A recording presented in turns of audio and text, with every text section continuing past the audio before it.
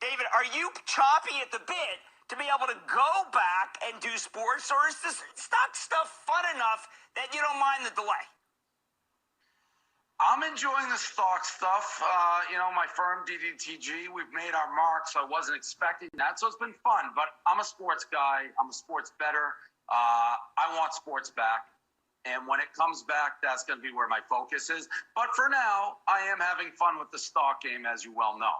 Yes, well, Erica, is the stock book is not as much fun to me as the sports book. And I know you know the excitement of sports, and I think you also recognize the value of it. Are you surprised, and we're going to get there in this one, but surprised that DraftKings is worth $13 billion, but somehow Penn is worth $4 billion? Should it be reversed?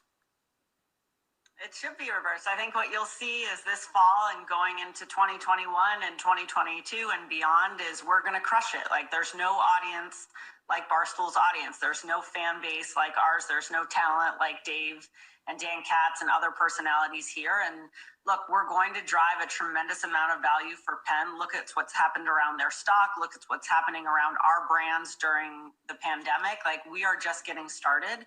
And I think you're going to see an incredible level of growth, not only for Barstool Sports, but also for the sports book.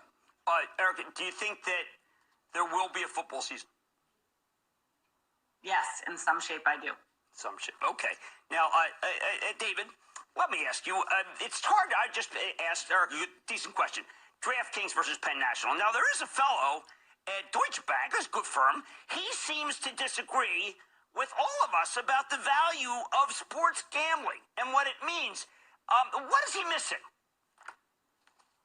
Well, I think, he's missing a lot of what we do for the same reason that DDTG has been popular, and the same reason that everyone's focused on what I'm doing or watching Dan, Big Cat, another employee of ours. There's 160,000 people watching him play a fake video game at night. He's missing what a stranglehold I believe Barstool Sports has on the sports gambling public.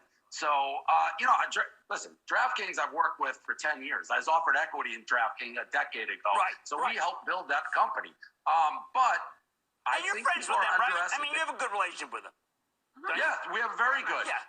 But I couldn't be more confident once our sports app launches that we will be a dominant player in the game, because nobody speaks to the audience like we do. It's why DraftKings, why FanDuel all paid us millions of dollars to advertise. Penn doesn't have to do that. They get the whole kit and caboodle, and we're going to drive every ounce of energy. What I'm doing now with stocks, what Dan does with video games, what we do with all 100 of our content employees, it's all going to funnel to Penn. I wanted more equity in Penn when we did this deal. I asked Jay, because I am a risk taker. I'm a sports gambler by nature. Right. I can't be more confident in what we're building. Obviously, I'm biased, but I put my money where my mouth is. I think Penn's going to be a very strong player. Well, Jay, can you explain the economics of having the physical casino and why I know people don't think it matters because they figure everything's going to be online, but the physical casino is actually a tremendous asset in the world of sports gaming. Well, think about it this way, and Dave and Erica can certainly speak to this, but when we talked about bringing these two companies together, one of the things that Erica and Dave were most excited about, and Big Cat and others at Barstool, is they finally now have great destinations to activate their sports betting loyal audience. So we can do events at our sports books. They're all in the process of being rebranded to Barstool Sports Books. The adjacent sports bars are being rebranded to Barstool Sports Bars. But to be able to activate the audience and put on a great time. So there's a lot of customers, regardless of demographic and age, that enjoy a brick and mortar experience. Some prefer a digital experience, and many prefer both. We're the only company out there that's going to be able to deliver on both. You are absolutely right. Across the country, as sports betting and iCasino is legalized in a number of jurisdictions, and we have some of the most quality regional casino brick and mortar destinations in the country. So we think those two things in and of themselves, when you combine Penn and Barstool, is a real differentiator. All right, and Erica, let me leave you because I know we've got to get rolling, but we mentioned Big Cat a couple times. Now, in my office, Dave, don't take this wrong. Big Cat is as popular as you.